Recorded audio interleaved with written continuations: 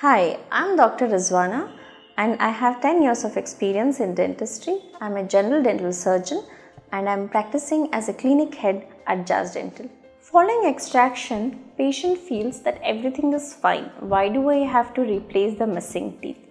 The problem is not in getting the teeth removed. The problem lies in not getting the teeth replaced.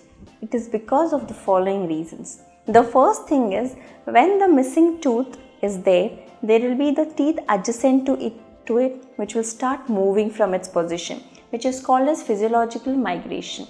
So the teeth which is lying adjacent to the missing teeth from the front and from the back will try to occupy the empty space, which will lead to improper positioning of the teeth.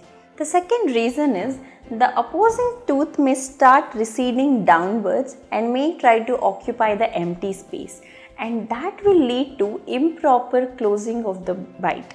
And when that happens, this will lead to improper pressure which will be applied on your jaws and may then affect your TMJ and may lead to pain. The third reason is it may lead to MPDS. MPDS is nothing but myofascial pain syndrome, which is caused because the patient will bite indifferently. The next reason will be, since there is a missing teeth on one side, you will end up chewing your food only from the other side of your jaw, which will lead to imbalance in the biting pressures, and that indirectly will lead to your TMJ, which is there in this position, and it will lead to pain and something called as myofascial pain disorder.